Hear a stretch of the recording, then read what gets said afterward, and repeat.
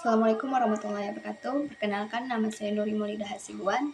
Di sini saya akan ingin mempresentasikan mata kuliah pendidikan agama dengan judul ciri-ciri utama akhlak mulia dalam Islam. Mempresentasikan dengan judul ciri-ciri utama akhlak mulia dalam Islam. Pertama, di sini kita membahas tentang latar belakang dari ciri utama akhlak mulia.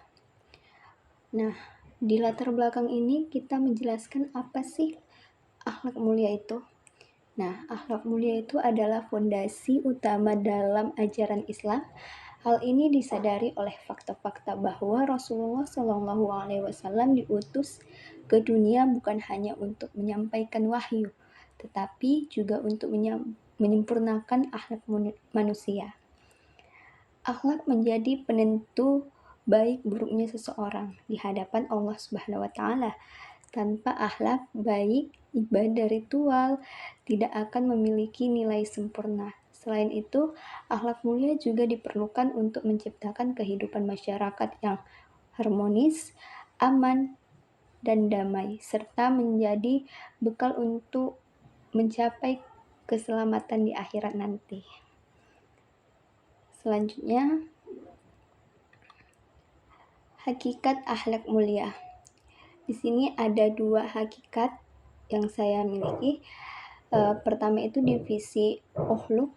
Secara bahasa, akhlak berasal dari ukhluk itu berasal dari kata ukhluk yang berarti tabiat atau yang menetapkan dalam jiwa. Tabiat dalam jiwa itu seperti seperti aktivitas-aktivitas yang dapat dilihat manusia gitu, baik buruknya manusia.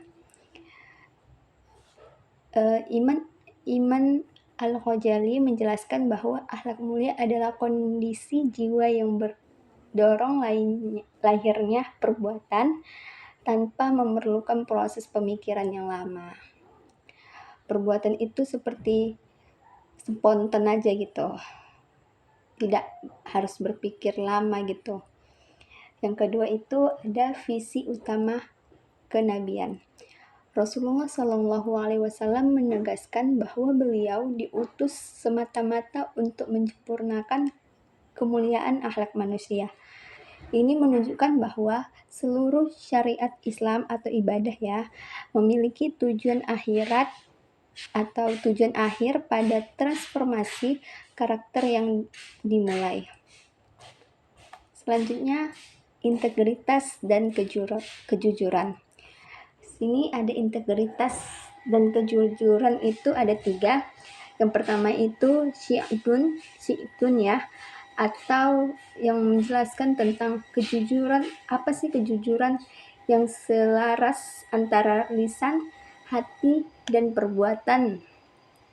Kejujuran adalah fondasi dari seluruhnya kebaikan gitu. Kejujuran itu yang tidak dibuat-buat dan tidak bohong gitulah. Kejujuran itu seperti ucapan, di hatinya itu jujur nggak? Yang diucapkannya itu betul atau berbohong dia. Yang kedua itu al-amanah. Tentu kita tahu amanah itu apa. Nah, al-amanah itu dapat dipercayai dalam menjaga titipan maupun menjalankan tanggung jawab secara profesional dan penuh integritas. Maksudnya itu adalah amanah. Semisalnya kita organisasi nih, pasti kita bertanggung jawab atas organisasi itu. Nah, itu termasuk amanah, tanggung jawab yang kita pegang. Yang ketiga itu al-wafa. Al-wafa itu seperti menetapkan janji dan komitmen, kepercayaan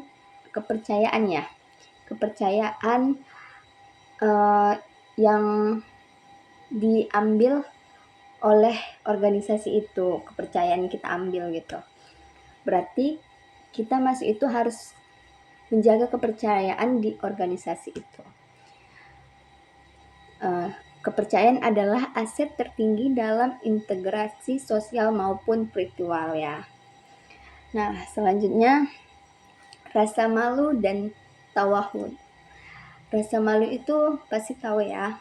Rasa malu, kita malu misalnya kita malu dengan sesama yang bukan muslim kita gitu.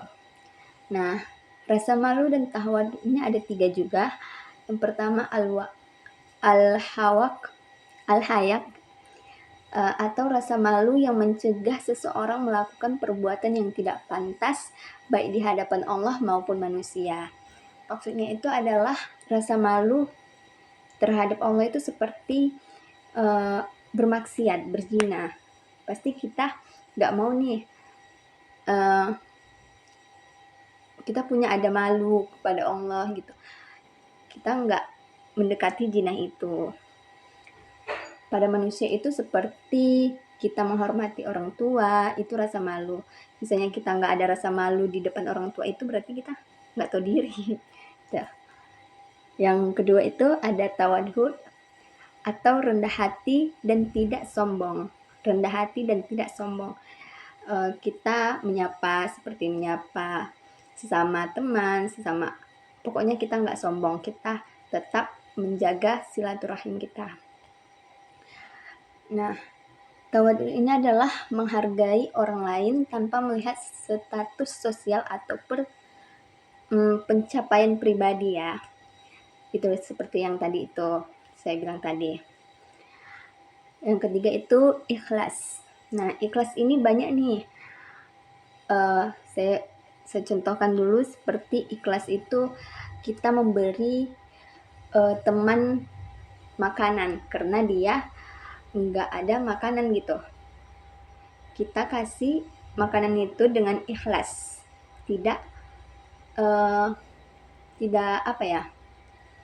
mengambil imbalan gitulah.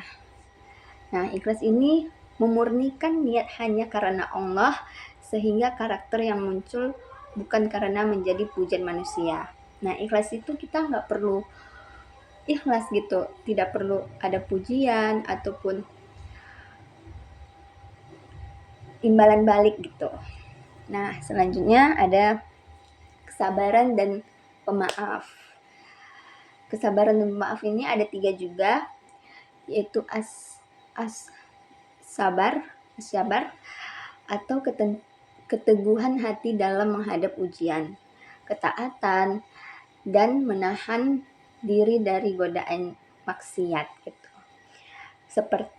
Maksudnya itu seperti keteguhan hati dalam menghadapi ujian.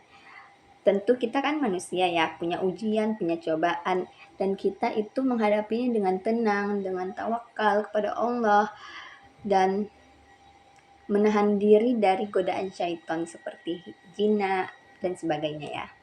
Kedua itu adalah afu, berjiwa besar untuk memaafkan kesalahan orang lain sebelum mereka berminta maaf, menghapus dendam di hati.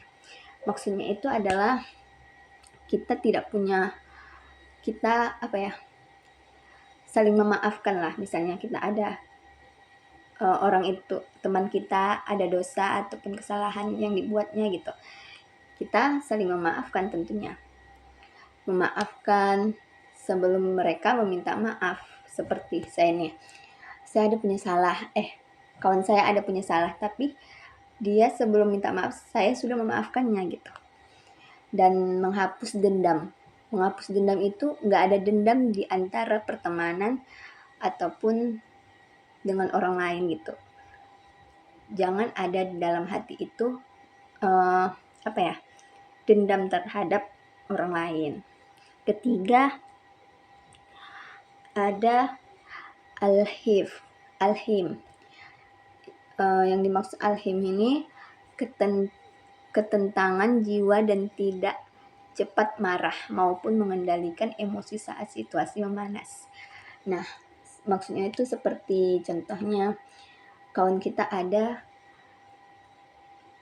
membuat kita emosi nih. Kita nih udah stres-stresnya, banyak tugas segala macam, dan dia minta seenaknya tugas itu. Padahal tugas itu apa ya? Pokoknya gitulah.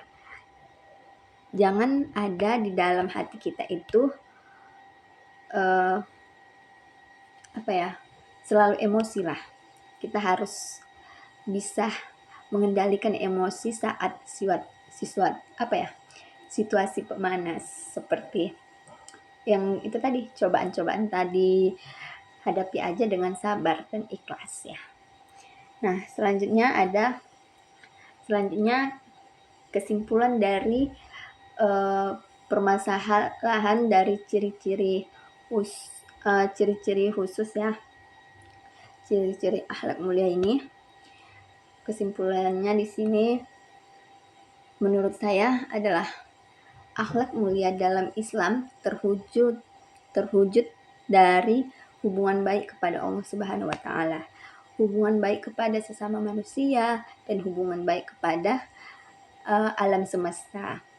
Ciri utamanya berpusat pada ketentuan kepada perintahnya Allah, keikhlasan hati, keadilan, kesempurnaan budi pengerti, dan sebagainya. Baik orang lain ataupun sesama yang lebih tua dari kita.